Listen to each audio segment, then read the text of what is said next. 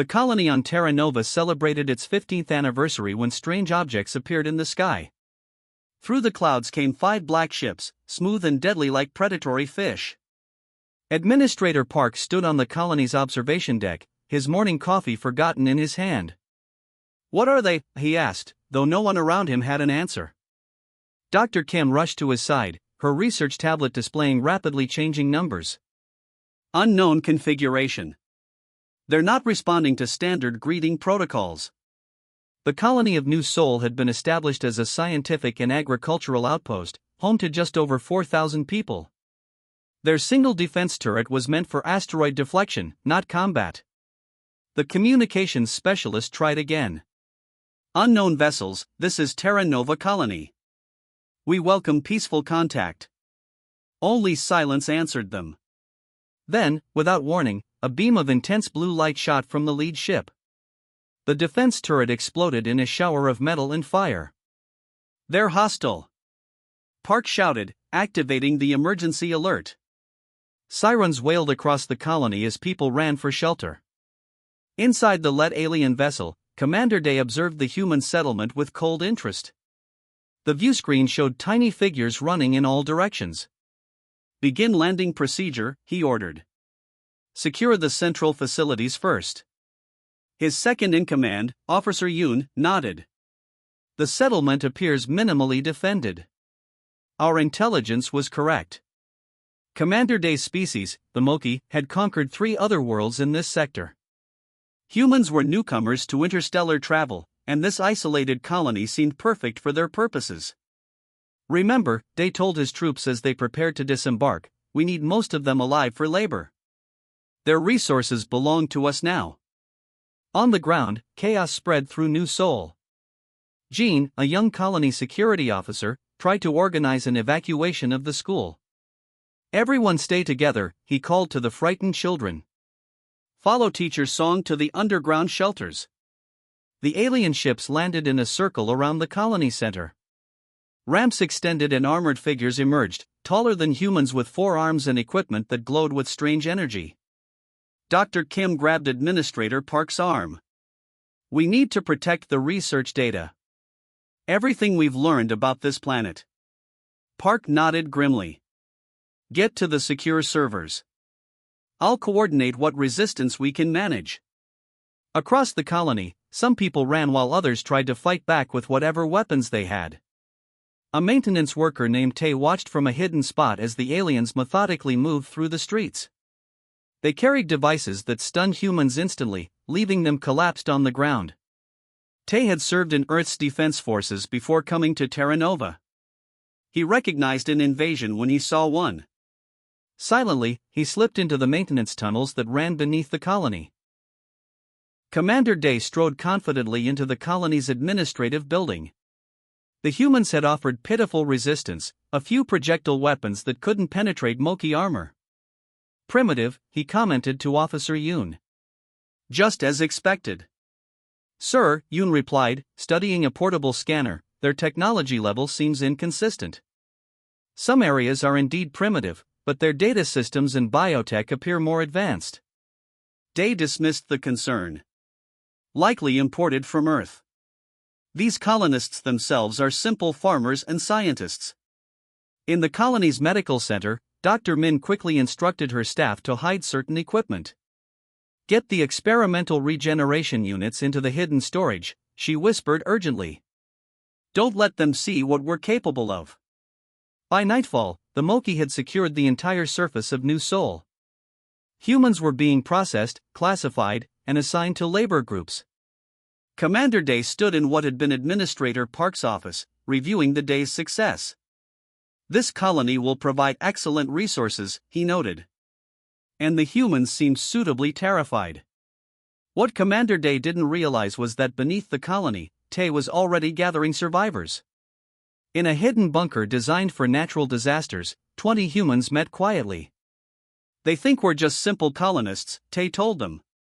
"They don't know that half of us have military or emergency training." Jean, who had managed to save most of the school children, nodded. "They haven't found the underground levels yet. We need to gather information first," said Engineer Hannah, who had been studying footage of the aliens' technology. Learn their weaknesses before we fight back.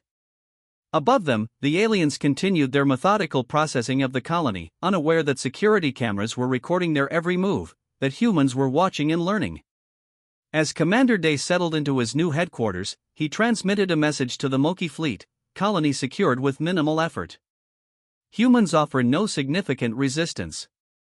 We'll begin resource extraction immediately.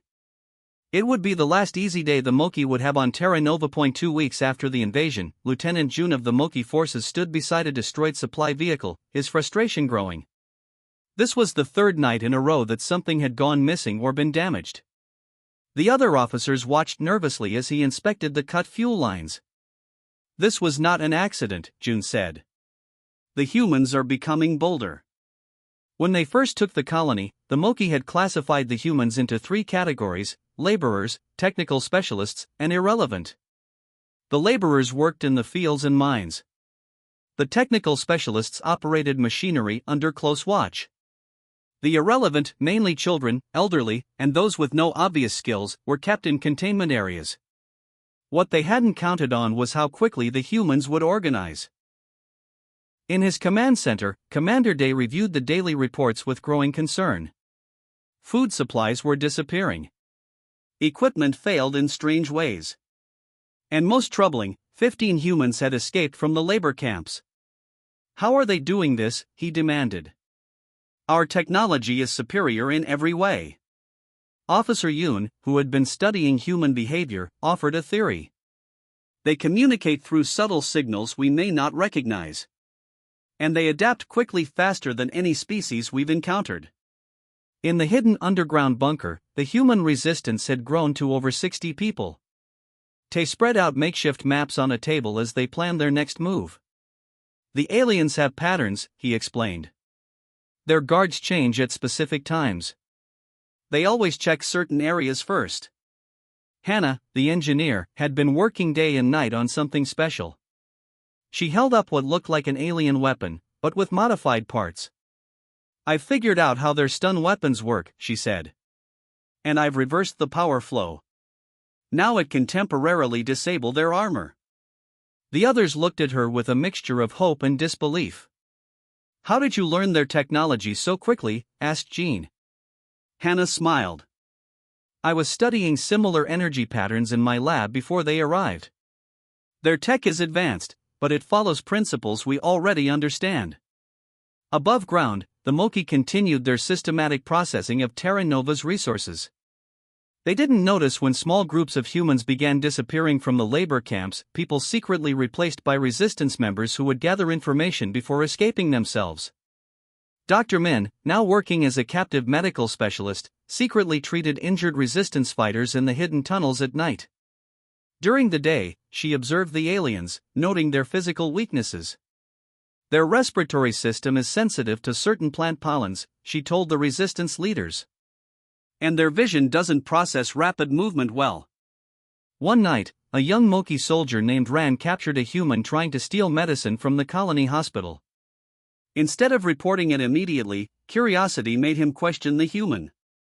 Why do you resist? Ran asked. You must know you cannot win.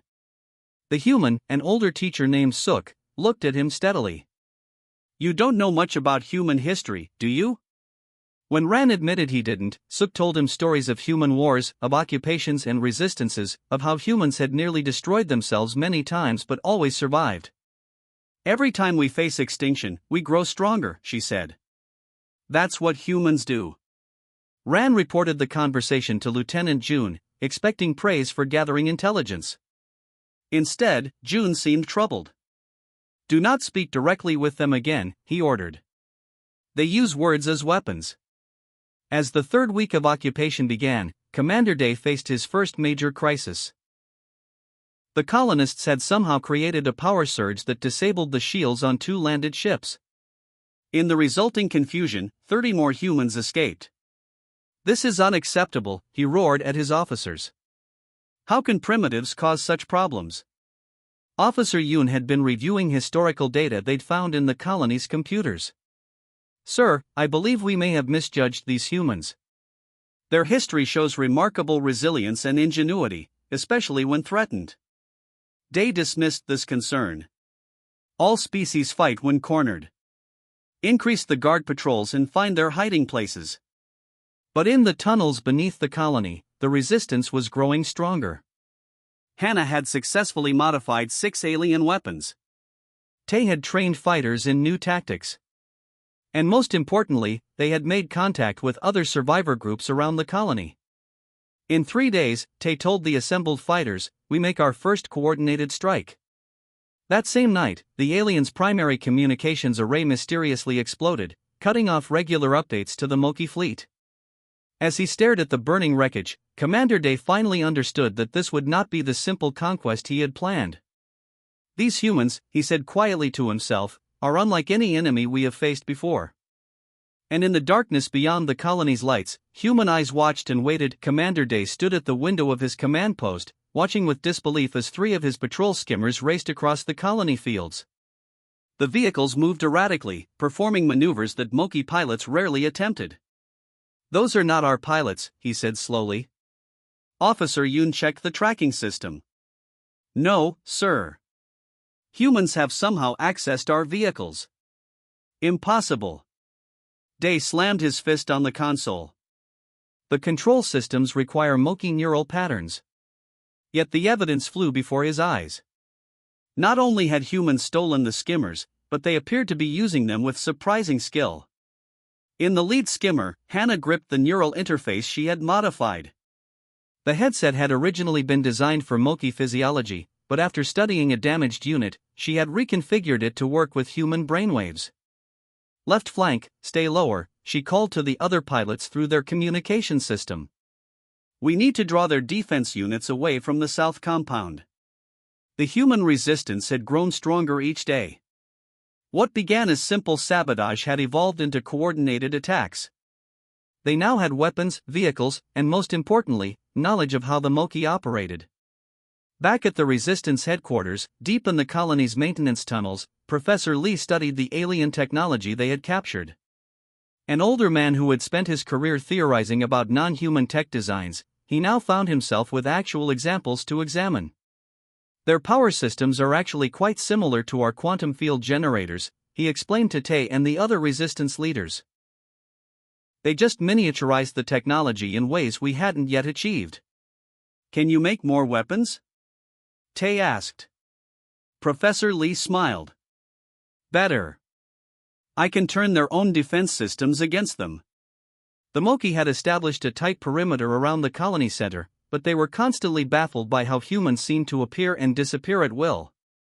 They didn't realize that the colony had been built with extensive underground tunnels designed to protect inhabitants from the planet's occasional harsh storms.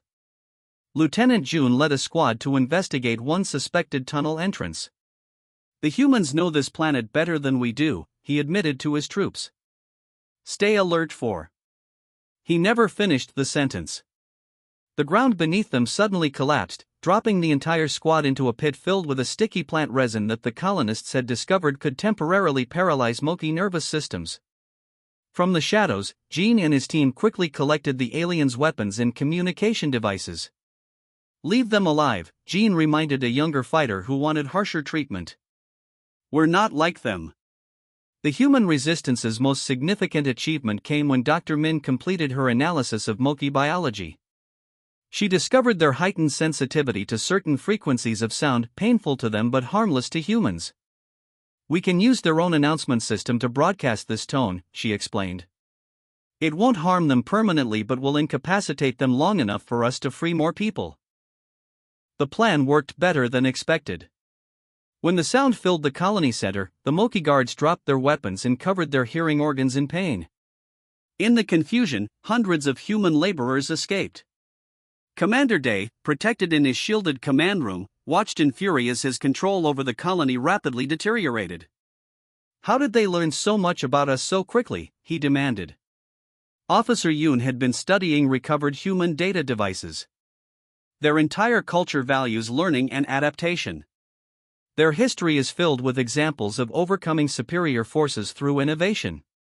The greatest shock came from the stars. The colony's long-range communication system, which the Moki thought they had disabled, had actually been secretly repaired. The distress signal had reached Earth weeks ago. "Unknown vessels approaching," reported a Moki sensor operator. 12 ships entering the system. Commander Day felt his confidence waver.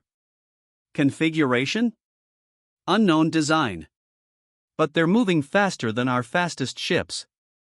Earth had been preparing for potential alien contact for decades. The defense fleet that arrived at Terra Nova represented humanity's most advanced technology. And guiding them safely past the Moki orbital defenses was Young Tae, using the communication codes they had deciphered from captured equipment. Captain Sun of the Earth Defense Force could hardly believe the intelligence the colonists had gathered when she received their detailed transmission. "They provided us with Moki shield frequencies, weapons capabilities, and biological weaknesses," she told her officers as they prepared for orbital insertion. "In 3 months, these colonists have learned more about alien technology than our research division has in years."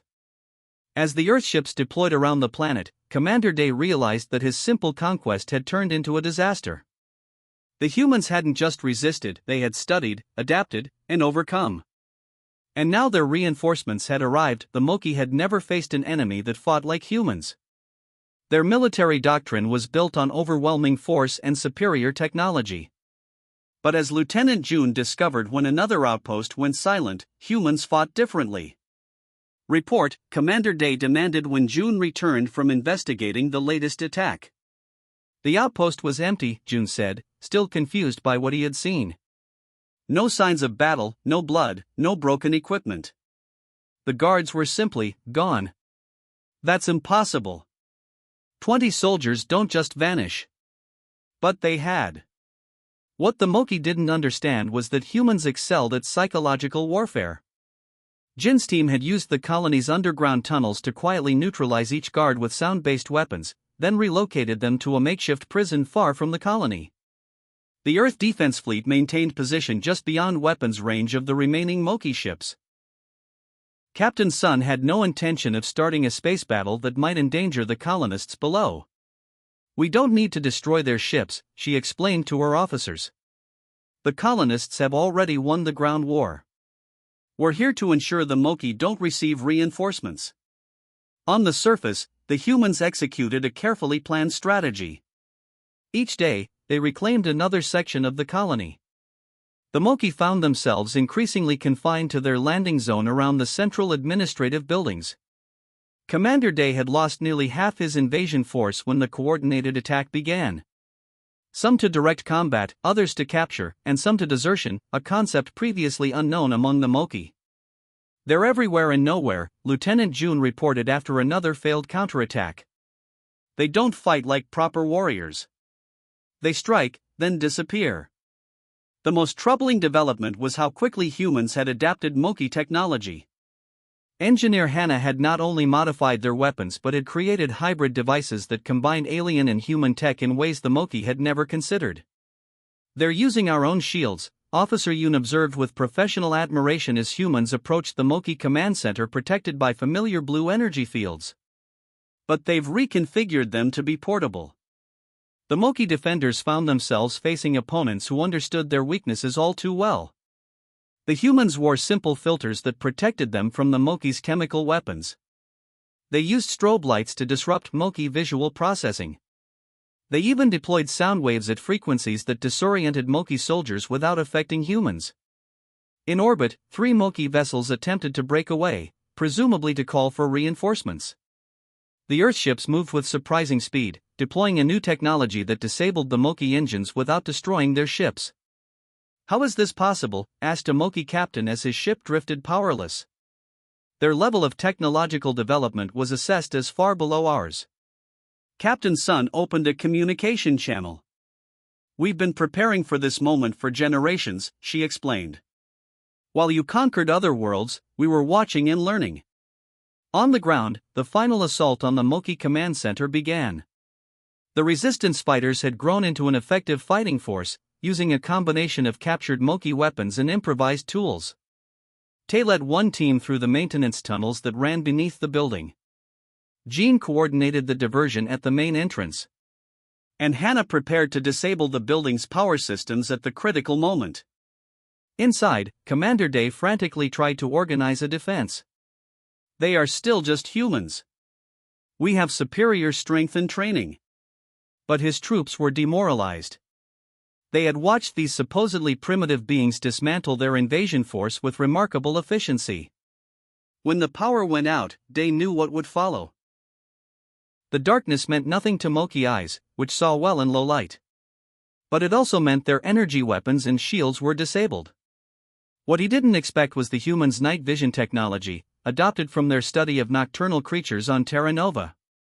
The resistance fighters moved with confidence through the darkened corridors, neutralizing the confused Moki defenders. Day sealed himself in the command room, protected by the last functioning shield generator. He watched on emergency monitors as humans methodically secured each level of the building. When they reached his door, he expected explosives or some primitive battering attempt. Instead, the shields simply flickered and died. Hannah stood in the doorway, holding a small device of clearly hybrid design. "Your shield technology is impressive," she said calmly. "But it has a resonance frequency we discovered 3 weeks ago." As resistance fighters secured the room, Day found himself face to face with the humans he had so severely underestimated. They didn't execute him as Moki would have done to a defeated enemy. Instead, they took him prisoner. "Your invasion is over," Tay informed him as Jean secured his restraints. "Your forces are captured or have surrendered." Outside, Earth troops landed to help secure the colony. The Moki fleet in orbit had surrendered after finding themselves outmaneuvered by human ships. Commander Day looked at his captors with new understanding. "You should never have been able to defeat us." "That," said Hannah, "is exactly why we did." The surrender ceremony took place in the colony's central plaza, where the Moki had first landed 3 months earlier. Commander Day stood with his remaining officers, watching as humans operated the very ships his forces had arrived in. Some had even improved the designs, adding modifications that made the vessels more efficient. "How is this possible?" he asked Captain Sun, who oversaw the formal surrender. "Your colony appeared primitive when we arrived." "That's where you misunderstood us," she replied. "Humans don't just build technology, we understand it. When we see something new, we don't just use it, we learn how it works and how to make it better." The Moki prisoners were treated well, housed in comfortable quarters rather than the harsh containment areas they had created for humans.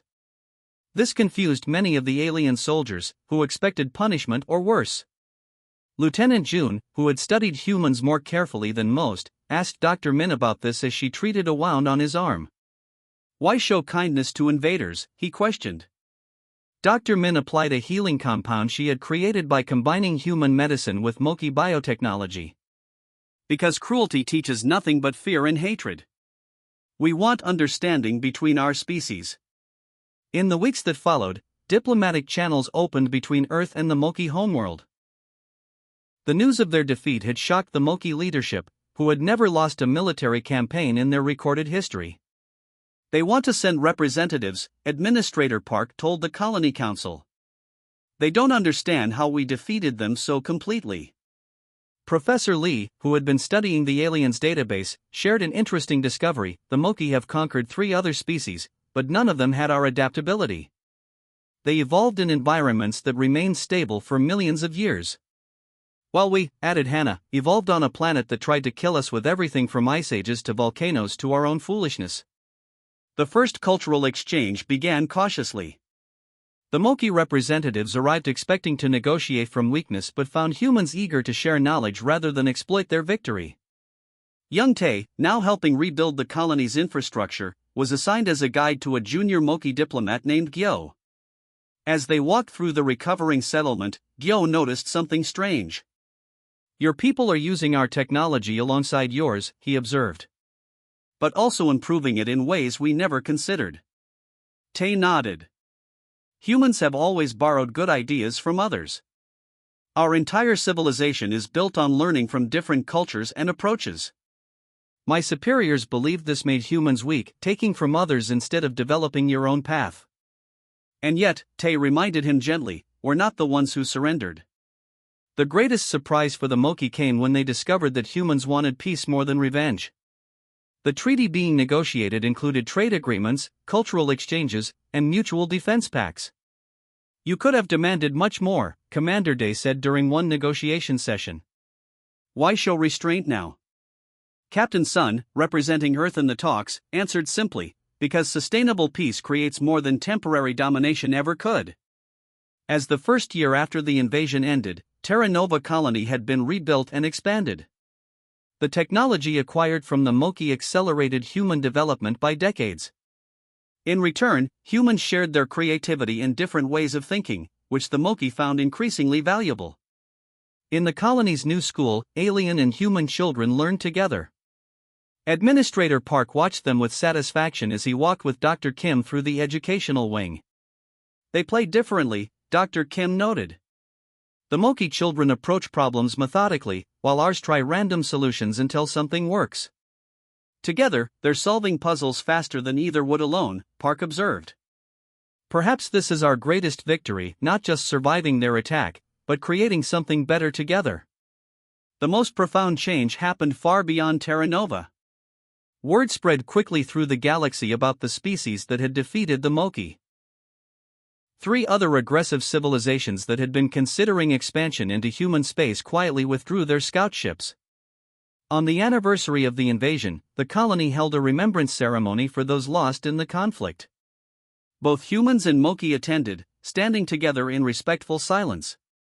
Afterwards, as the crowd dispersed, Officer Yoon, now the Moki cultural attaché, approached Hannah.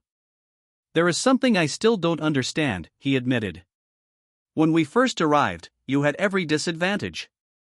How did you know you could win?" Hannah smiled as she watched children of both species playing nearby. "We didn't know. But throughout human history, we've learned that limitations often spark creativity. When faced with superior force, we innovate. When confronted with new challenges, we adapt. And when offered peace?"